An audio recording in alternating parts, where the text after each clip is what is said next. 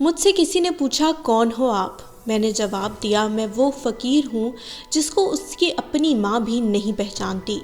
ایک دن میں اسی لباس میں آیا اور گھر کے سامنے بیٹھ گیا تو بھائی نے دیکھا اور آواز دی، ماں ایک فقیر آیا ہے، باہر کھانے کو کچھ دو۔ تب ماں نے سامنے روٹی رکھ دی اور کہا فقیر دعا کرنا میرے بیٹے کے لیے۔ میں نے سوال پوچھا بیٹا کیا کرتا ہے؟ ماں کی آنکھوں کا ضبط ٹوٹا اور آنسوؤں کے پیمانے چھلک گئے۔ رندھی ہوئی آواز میں کہا آرمی میں ہے، لیکن کوئی پتہ نہیں ہوتا، بہت کم رابطہ کرتا ہے اور یہی بات بولتا ہے کہ ماں اگر میں لوٹ کر واپس نہیں آیا تو سمجھ لینا مجھ سے اس وطن کی مٹی کے تحفظ کی قسم نے جان مانگی اور اس سرزمین نے گود میں لے لیا ہوگا۔ اور ماں کی آنکھوں کا آنسو آج بھی میں نہیں بھول پایا۔ اللہ کی قسم نہ جانے ایسی کتنی ماؤں کے بیٹے اس وطن کے لیے قربانی دے رہے ہیں۔ یہ کہانی کیپٹن قدیر کی ہے۔ کیپٹن قدیر کا تعلق ایک بہت بڑے زمیندار گھرانے سے تھا۔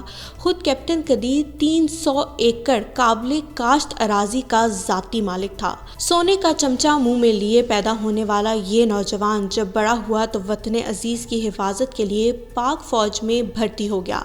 اس کے رشتہ داروں نے اس پر طنز کیا کہ جب روپے پیسے کی گھر میں ریل پیل ہے تو نوکری کرنے کی کیا ضرورت ہے، تنخواہ پر نوکر بن رہے ہو۔ یہ سن کر کیپٹن قدیر کا خون جوش مارنے لگا اور چیخ کر کہا کہ فوجی تنخواہ کے لیے بھرتی نہیں ہوتا، فوجی تو وطن عزیز کی حفاظت کی خاطر بنتے ہیں اور میں اس ملک پر اپنا تن من دھن سب قربان کر دوں گا۔ یہی جذبہ لے کر یہ نوجوان فوج میں سیکنڈ لیفٹیننٹ بھرتی ہوا اور مقابلے کا امتحان پاس کر کے ترقی کر کے کیپٹن بن جاتا ہے۔ اس کا جذبہ دیکھ کر اسے خفیہ ایجنسی ملٹری انٹیلیجنس میں بھیج دیا جاتا ہے، جہاں پر مزید اسے بلوچستان خفیہ مشن پر بھیج دیا جاتا ہے۔ اس کے ذمے مشن لگتا ہے کہ بلوچستان میں را کا نیٹ ورک تلاش کرنا ہے اور دہشت گردوں کو ختم کرنا ہے۔ را کے نیٹ ورک کو تلاش کرنے کے لیے مٹی کی محبت میں یہ جنونی انسان جس نے اپنی ساری جوانی نرم گرم بستروں پر گزاری، جہاں گھر میں نوکر چاکر کی بھرمار تھی، ایک ایک چیز بستر پر نوکر چاکر مہیا کر دیا کرتے تھے، مگر آفرین اس شیر دل ہیرو پر کہ اپنے دیس کو دشمنوں سے بچانے کے لیے یہ جنونی کوڑا کرکٹ چننے والا بن جاتا ہے اور پورے 3 سال یہ جنونی انسان بلوچستان کے مختلف شہروں میں فقیر بن کر کوڑا چنتے چنتے گزار دیتا ہے۔ اس کا بستر بھی کوڑا کرکٹ کا ڈھیر، وہی اس کا کھانا پینا، سخت ترین سردیوں میں بھی یہ جنونی انسان ایک انتہائی بدبودار پھٹے پرانے کمبل میں کھلے آسمان تلے گزارتا ہے، صرف دیس کی خاطر، اس کی حفاظت کے لیے۔ آخر اس کی محنت رنگ لے آتی ہے اور یہ را کے بہت بڑے نیٹ ورک کلبھوشن تک پہنچنے میں کامیاب ہو جاتا ہے۔ جی ہاں دوستوں، کلبھوشن جیسے مشہور و معروف دہشت گرد کو پکڑنے کے پیچھے اس جنونی مارخور کیپٹن قدیر کی 3 سال کی محنت ہوتی ہے۔ اور ماہ رمضان کے آغاز میں سلمان نامی دہشت گرد جس کو مارتے مارتے ہمارے کرنل سہیل خود شہید ہو گئے تھے، اس کی اطلاع دینے والا بھی یہی مارخور تھا۔ آج بلوچستان میں جو امن و امان قائم ہے تو اس کے پیچھے بھی اس جنونی نوجوان کا بہت بڑا کردار ہے۔ کیپٹن قدیر کے اتنے بڑے بڑے کارنامے ہیں کہ لکھنے کے لیے کتابیں کم پڑ جائیں۔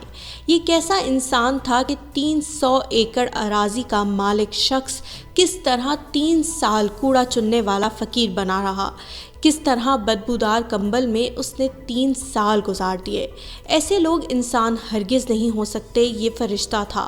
ہم جیسے نام نہاد حب الوطنی کے دعوے دار ایک رات بھی کوڑا کرکٹ کے ڈھیر پر نہیں گزار سکتے، مگر اس شخص نے ہم پاکستانیوں کو سکھ اور امن دینے کی خاطر اپنے گھر کے نرم گرم بستروں کو لات مار دی۔ میری فوج کو تانے دینے والوں، یہ ایک امیر کبیر شخص تھا، دولت اس کے گھر کی لونڈی تھی، مگر یہ پاکستان کی خاطر فوجی بنا، اور فوجی تنخواہ کے لیے نہیں بنتے، فوجی تو مجاہد ہوتے ہیں جو وطن عزیز کی خاطر بنتے ہیں۔